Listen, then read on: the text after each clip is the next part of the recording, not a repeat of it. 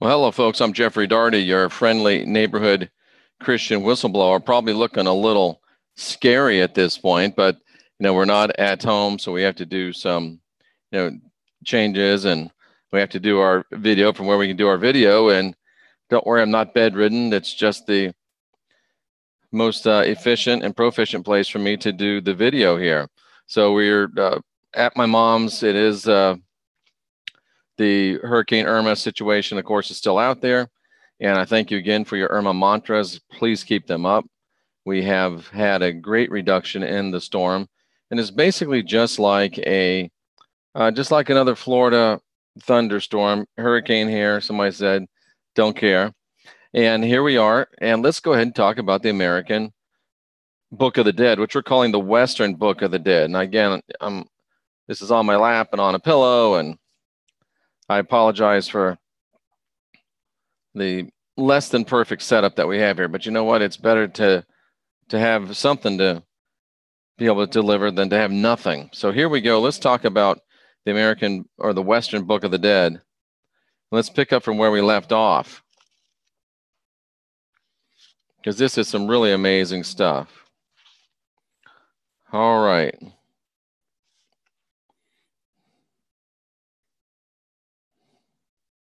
The chances are very good that you are in the macro dimensional domains of the labyrinth if you suddenly, without any transition, find yourself in a bus or train or plane or any other form of public transportation, compulsively walking from room to room in a house or apartment, and you can't seem to stop moving or to reduce the restlessness and agitation. Yet, you're not actually in an anxiety state. Or if you're in a small chamber with someone whose face keeps changing subtly as if light is playing upon it. Or if you're alone for long periods of time in an older hotel room or motel room. Or if you're continually going to a bathroom or kitchen or back and forth from bathroom to a kitchen, waking up suddenly from a nightmare or a dream about yourself, having just had a different biological machine, not necessarily of the earth varieties. Driving in a car for too long a period of a time, watching a clock that moves impossibly slow, and an older theater with balconies and basement, watching a film that seems familiar, but you can't quite remember having seen it before. Usually the film will have an unusual amount of senseless violence or seem very religious or both. Interesting. Religion and violence going hand in hand. Getting a phone call in the middle of the night, especially from someone you know is dead. Apparently attending a funeral for someone else. Even more suspicious when the deceased is conspicuously unidentified and perhaps unidentifiable. Lost in a small but unaccountably complex town of a very large accountability complex city. Finding oneself playing cards with pictures on them, arranging the cards in various order. The moon is exalted as each combination yields a new set of all-encompassing cognitions. Unfortunately, the cognitions, albeit vast and grand, don't actually refer to anything. Or if you're inside a tunnel, ascending or descending an escalator, which seems to get smaller and smaller, eventually requiring a squeeze through head first, naturally. In an elevator alone, very alone, and the elevator seems to be going sideways. In front of a TV set, seated in a cane, wicker, or rocking chair, generally of oak, with sidearm rests, unable to receive anything other than soap operas and news. Many of you are already there. Traveling a tube while surfing, sitting alone in a room, awakening after a long sleep, a full day, at a disco, dancing to a light show and heavy metal or rock music. The word rock has a very interesting meaning, dealing with the area of basic creation before the present cosmos was constructed. Heavy metal in the chemical sense is a very interesting set of elements with rapid half-life that's over before it begins. So there's a lot of different things, and that's not even the exhaustive list of ways that you may, once you pass through this life, realize that you've passed through this life. And knowing these things is vital, so when you get there, you'll be able to wake up and realize, I'm in the other section of the labyrinth.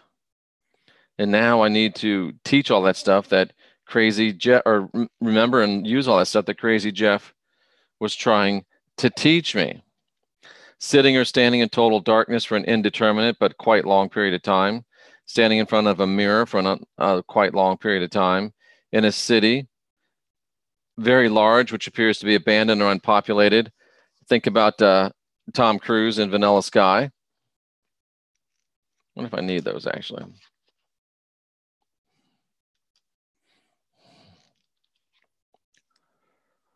Having strange, full-blown, three-dimensional, totally tactile, hallucinatory experiences of another life and another world. Dreaming you died or almost died. Seeing people with whom you thought were long dead on the streets or in restaurants. How many of you have seen Elvis, baby? See, sitting in a caged area or in what appears to be a playpen for children. You'll see red, blue, green, white, and yellow lights just out of your touch range. Talking with mysterious strangers who stop you on the street or in a public place and begin speaking as if they know you, and you know somehow that they do. Feeling very tired and run down, although there is no apparent reason for it. Feeling apprehension and intense agitation as though something terrible is about to happen, a feeling of dread. Getting a new car or new clothes or moving to another house or town for no reason. Getting divorced, married, or changing partners. Changing friends or neighbors, listening to loud music with lots of numbing bass or high-pitched tones which hurt your ears, visiting a recording studio or broadcast station, leaving one country and going to another, or going from state to state. Because you might really be going from state to state. Jeff, why are you reading this? What is it supposed to mean? Well, you can either learn it now or hear it now, or you can learn it later or hear it later, and that'll be in another time coming back to this place. Because this is all about how we know we're going into the next life, the next stage of the labyrinth, and how we prepare and deal with and navigate the next stage of the labyrinth so we don't wind up going through the labyrinth yet again. So sorry if this is, well, it is what it is. There's many more, the particulars of which can be accessed in training programs available to those learning to be professional labyrinth readers like yours truly. Starting on October 1st, we'll be doing the professional labyrinth readings. I don't know if we've ever done anything more important. Very, very interesting stuff. Whoops, forgot I had a headset on. Pardon me 1 second. All righty then. So, back to it. One of the first problems in dealing with the between lives area is realizing that it's not really between lives or reincarnation, but it's the same life lived through creation, skipping like a flat stone on water into the voidness of non-creation. But the change in state doesn't affect the life you're living and ought not to affect your consciousness unless your consciousness is dependent upon your actions in the world of illusionary influences and centralized ego reality called samsara. So you have to realize one of the first problems is realizing that you are really just between lives, but you're not really between lives. It's the same life, and it's not really reincarnation. It's the same you, it's the same being, it's the same essence. And the rock skipping on the water, if you ever stood and thrown rocks and that gives you a very good picture of it, a very clear picture of it, because that's really what you're doing. You're skipping rocks and you're realizing that, hey, this is not, the big rock, this isn't the important thing. You're realizing that if you realize that you're not going from one life to the other, if you're not really reincarnating, you can realize that it's just another version of the same life. It's still you. And that's key to it, because if you can remember it's still you, you can remember. And with enough knowledge, you'll be able to get yourself out of that labyrinth. And that's what we're doing, is trying to give you ways to keep that knowledge. When you first came into the cosmos, your idea principally was, or at any rate your hope is now, to maintain the thread of consciousness throughout your experience in the universe. That's what I was just saying. You're trying to maintain the thread of consciousness.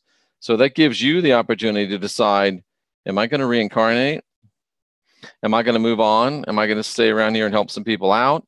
Or am I going to move on to my next level of the labyrinth, my next level of consciousness, my next level of development? But it's only by maintaining this stream of consciousness that you're able to have those options. So people ask me, what happens after you die? Well, if you're not ready, not much. Same thing, new game, welcome back. But if you are prepared, then you decide what happens after you die, because you've got the options and you've got the intelligence and you've got the tools to know how to access that intelligence. Usually it works out that with all the fascination and sudden experiences and emotional sensory shocks and sympathy with the focus of attention of the biological machine and constant demands on your attention, before you realize it, you're being dragged into a tar baby little by little. You rarely get caught all at once, where you are nodding ironically, muttering something in the general direction of son of a bitch, got me again. This guy's writing reminds me very much of L. Ron Hubbard's writing, which is interesting, just the style and the cadence and whatnot. So that's fascinating. Think about that. So, dang it, I'm just not used to having to wear this headset. So think about it. When you pass from out of this particular existence and you're going into another particular existence, many times you feel like on the way through, you'll actually realize, damn it, they caught me again. And that's really fascinating, because it doesn't just like, boop, I'm caught again, but they catch you little by little. And it's almost the same way if you think about it with religion here in this world. You get caught little by little. You go to one service and, oh, that was kind of nice. The people were kind of nice. I saw a pretty girl. I saw a pretty girl. I saw a pretty boy. I saw a pretty girl. And I think I'll come back again. And before you know it, you're caught. Before you know it, you're stuck. And you're done. It's too late. You got a tar baby. You're stuck in it. And you can't get out. And that's the problem, being stuck in it and being unable to get out. So what we're doing is providing you the information that's going to allow you to, number one, know you're in it, and number two, give you the abilities to get out of it. I saw Tamu and Gina cheating on me over in Rex Bear's chat room today. Yeah, I saw a bunch of you over there cheating on me. Travis, good to see you here, brother. Didn't realize you were here. Travis probably knows a thing or two about this stuff too. There's Sarah L. I'm going to see if anybody asks any good questions. Hello, Denise. Just be and enjoy the new space. I am. Thank you. And yay for over 7,000 subscribers. Yes, it took a minute, but we're glad. Stay safe. Thank you, Travis Cup. Glad to see we're having an effect on the storm. Yeah, we had a great effect on it. And we should celebrate that.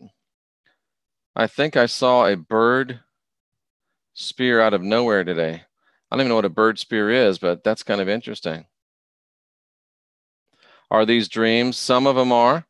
I've died in a car accident. Am I still dead? 7P, only you know. But by giving you this time to ask these questions and think about this and ponder this, maybe you'll be able to find out whether you are a recovering soul. I should have died many times. Well, oh, I saw a bird pop out of nowhere. So is this being dead and feeling like you're in the twilight zone? Sounds like that could be it. It's time to ask questions. It's time to seek answers. I don't think Jeff is discussing getting stoned. No, don't be silly. And I almost said stupid, but I didn't. All right. Are you following me? I died and came back. Eternity begins now for those who want to jump in, relax, and enjoy the journey. I don't know if you want to relax and enjoy it. I think you want to take it by the horns and drive this bitch till the wheels fall off. Did I say that? Yeah, you do have this headset. It's a good headset, although I forgot I had it on. Love is the wave. Yep. So here I am right in the midst of the horrible storm of the century. It's going to terrible. We're all going to die. And I still see these other YouTube channels talking about, oh, it's this, it's horrible. And it's, come on, guys, I'm right here in the middle of it. Stop with the fear porn already. Please stop with the fear porn already. You know, you're my number one. I'm ready for a tarot show anytime. We could do it tomorrow night. And we went over 800 videos. I always think that I'm going to make it a big deal, but I always forget when we actually get to them. Yeah, this is one of those beds that goes up and down, and it's just the best place for me to do it. And I am kind of cozy. Let's look at a little bit more of this. Let's look at a little bit more of this.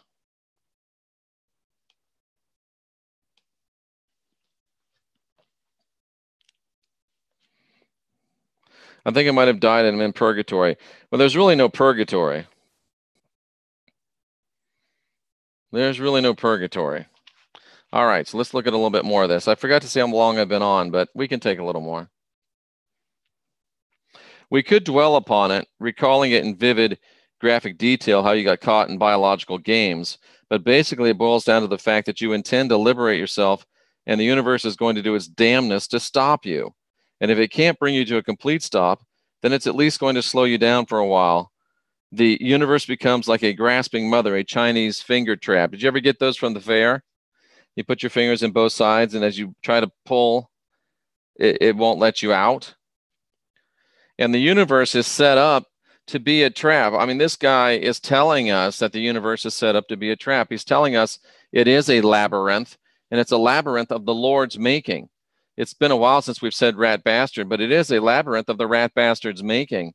And the rat bastard is trying to demand our attention before we realize that we're being quietly dragged, and to keep us locked in this biological labyrinth. It's doing its damnness to stop us from realizing and liberating ourselves and the universe. And that's a key. We liberate ourselves, and then we liberate our universe. Right, Cherie? So it's more about than just liberating yourself. It's also about liberating the universe as well. So you can liberate yourself and the universe, which I think is pretty cool. I'm putting myself up a little more. How about that? Oh, very nice. All these fun little toys my mom has. Okay.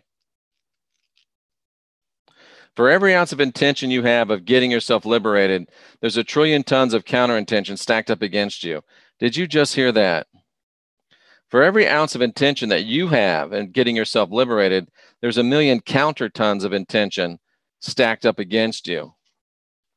For every ounce of intention you have of getting yourself liberated, for every ounce of intention you have, there's 1 trillion tons of counter intention stacked up against you. So what are your actual chances of liberation? And just how effective is this Book of the Dead anyway? Just how effective is this stuff that Jeff wants to do anyway? What are your actual chances? If you're looking for a teaching, it's because you've lost the thread of consciousness. One who hasn't lost the thread doesn't need the teaching. You know the whole story, and you know what you have to do about it. This leaves an interesting opening. Of course, the most confused idiot will now exclaim, well, I haven't lost my thread of consciousness. Who the hell needs a teaching? I'm just flipping through this book to see if this jerk got everything straight. That's all. Well, listen, this jerk has been through the labyrinth more times than a cat howls in heat. And if there's something stupid you can do, either in a higher or lower dimension in the labyrinth, why, I've done it, sometimes more than twice. And it's funny, as I read those words, I sometimes identify with them. I identify with them. You know, I've talked about running soul farms in the past, and I think that's maybe one of the reasons I've come to this place and doing this. Yeah. There's several fundamental problems in the labyrinth. One of them is the simplest to spot and the hardest to deal with. This reminds me of What Dreams May Come. You get so caught up in the pursuits of primate life that you're no longer interested in your prime aim as a voyager, the aim you had when you came to the cosmic theater in the first place, and now you're interested in how it all comes out and in doing something about it by changing the experience. So we get so caught up, and this sounds like a broken record again, we get so caught up on actually living.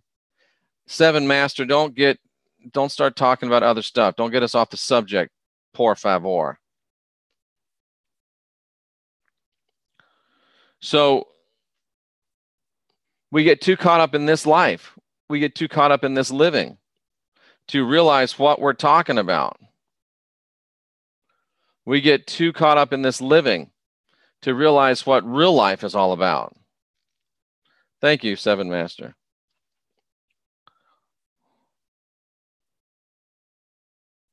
You're so interested in all of that you haven't got the time or interest to waste on all this ethereal and impractical spiritual stuff. Wow. You get so focused on the stuff that you're doing that, oh, I don't have time for that. I don't have time for that spiritual mumbo jumbo. Okay, well, it's like my granddaddy used to say. If you don't take the time to do it right the first time, you'll always take the time to do it right the second time. If you don't do it right the first time, you'll always have time to do it right the second time. So if you don't want to take time to be spiritual in this incarnation, well, you'll have another one. But yet at some point, I think that you run out of other chances because you run out of psychic energy, or you get vampirized to the place of, I did have a smart granddaddy, or you get vampirized to the place of non-existence. So there is some urgency as far as time goes as well, folks. There is some urgency.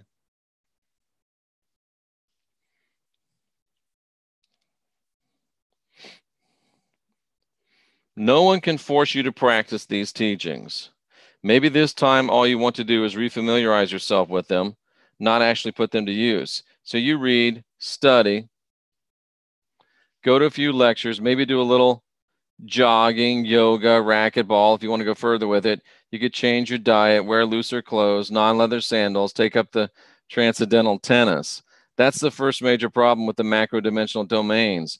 No practical experience during the lifetime. The middle of a voyage in the macro dimensions is one hell of a time to get your first practical experience with the teaching. Let's say you have been practicing. Then what are you doing with the paperback version of this book? So all of us are pretty messed up in this regard. All of us are pretty messed up in this regard.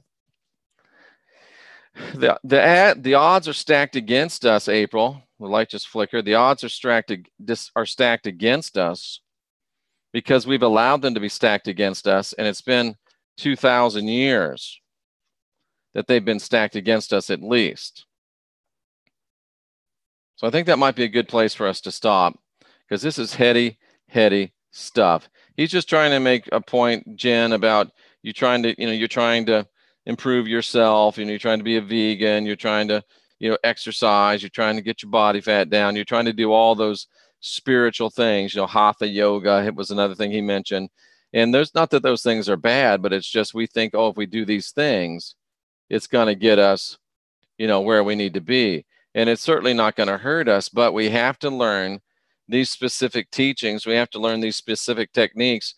We have to learn the specific modality and methodology if we want to be able to successfully navigate the after-death labyrinth. And I will be offering this starting October 1st. And there's another big service I'm going to start offering October 1st as well, but I don't want to let that one out of the bag just yet. Tamu says, thank you for taking time to share rather than contribute to the fear and keep our eyes on the prize. Thank you so much. And I really am trying to counter fear, because fear takes us away from faith. Fear, when you're in a fear modality, you can't get into a faith modality. They're mutually exclusive. The frequencies make it impossible. You can either exist in fear or you can exist in faith, but you can't exist in both. That's why religion is fear-based, because it wants you to not be involved in faith, because faith will lead you to the discovery that you've got this spark of divinity within and not the original sin. Thank you, Seven Master. And that's what it's all about. It's easy to be positive when you're positive you're right. So there you go. We are here. It's about 9:15 now, and we are doing what we do, and we're going through it's a bad thunderstorm, but it's certainly not the end of the world as it was prophesied and foretold by CNN, MSNBC, CBS, ABC, NBC, and several YouTube channels, which I will not mention by name.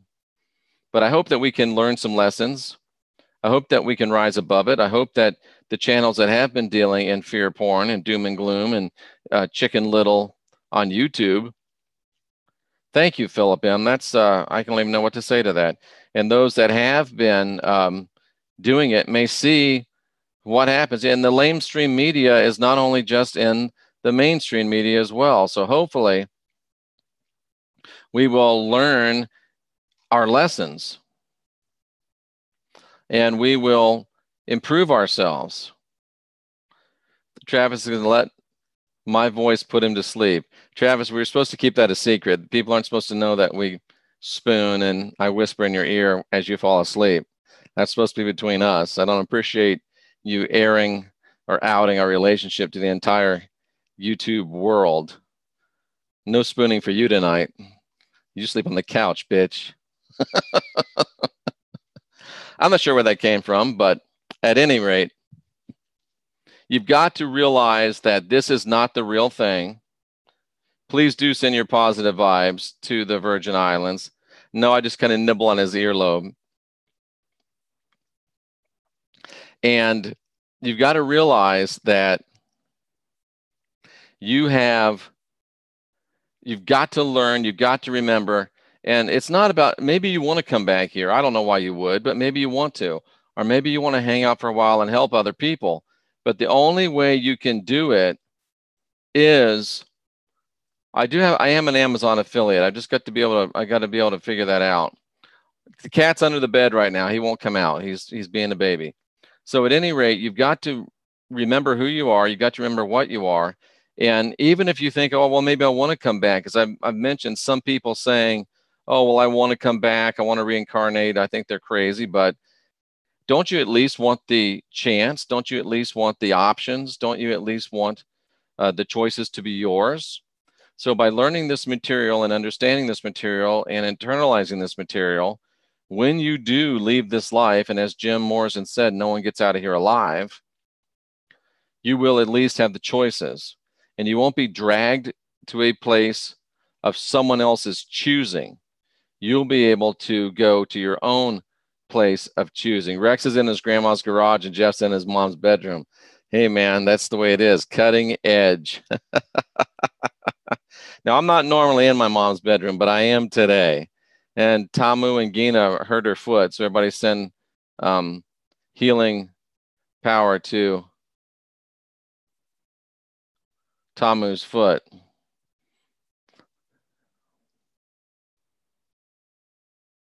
Interesting. Yeah, I'm just reading through some of these comments.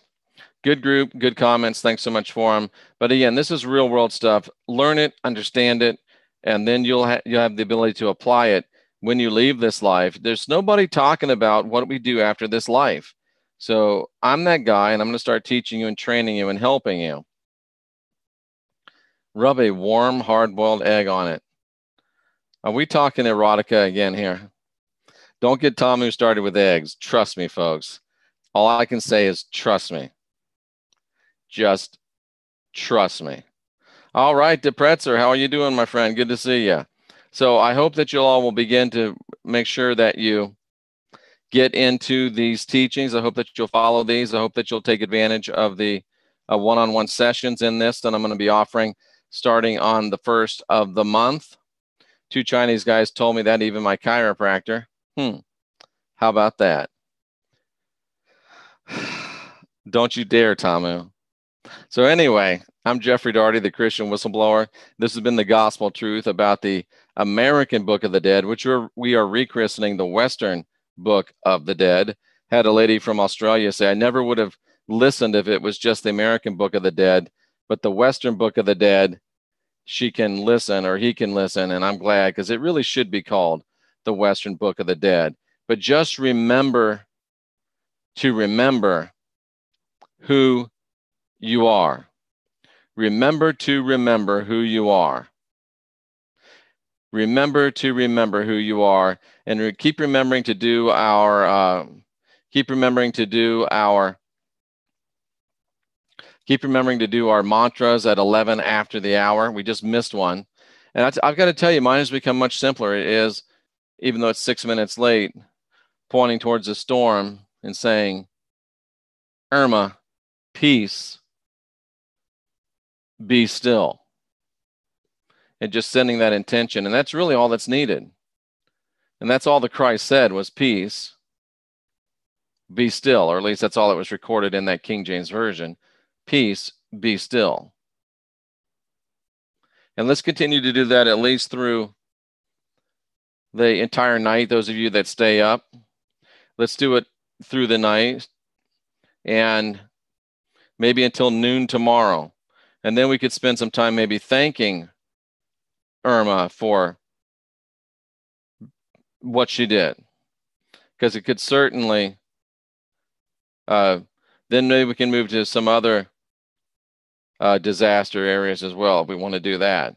But let's say peace, be still to Irma, and let's carry that through until noon tomorrow. And I'm singing that song to Irma. I can see clearly now the rain is gone. Well, that's reaching back a little bit, Jen.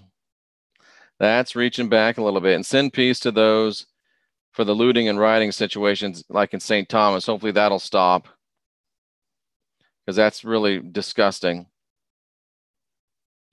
That is really disgusting. I don't have any, I didn't bring any rods with me. I brought the stuff to make rods because I wasn't sure how long I'd be here, but I didn't bring any rods with me. So we can't do any rods.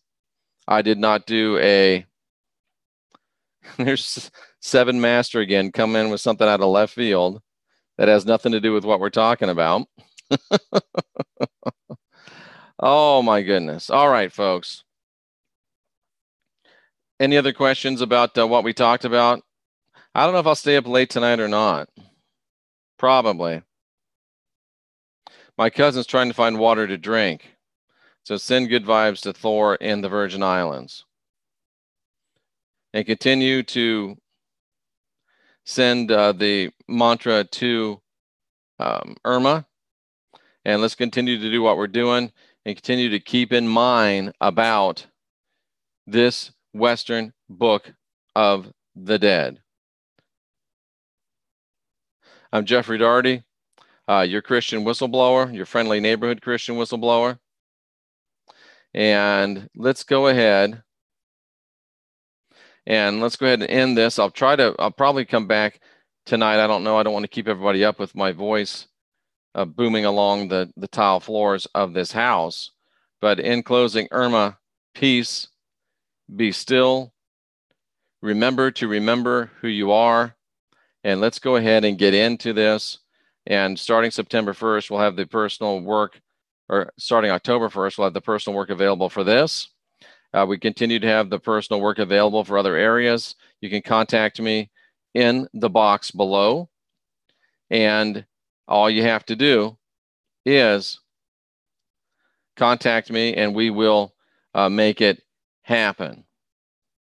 As Seven Master still tries to get us on the Nibiru train. But anyway, there you go. I'm Jeffrey Daugherty, the Christian whistleblower. I do appreciate your time. I appreciate your attention. And I hope that you will continue to guide your own spirit, master your own ascension, be your own guru, and equip yourself with what you need to be able to navigate not only this life, and that's what we're doing. We're equipping you not only to navigate this life, but also the afterlife. I'm Jeffrey Daugherty, the Christian whistleblower. This has been The Gospel Truth. And I'm trying to find my way to end the meeting. There it is. Remember, you've got no original sin within, the spark of divinity. Love yourself, love your neighbor. Let's be excellent to each other. That's how people will know that we are of the Christ. And we are busily preparing ourselves to improve this life and to master the next. I'm Jeffrey Daugherty, and we'll see you again real soon.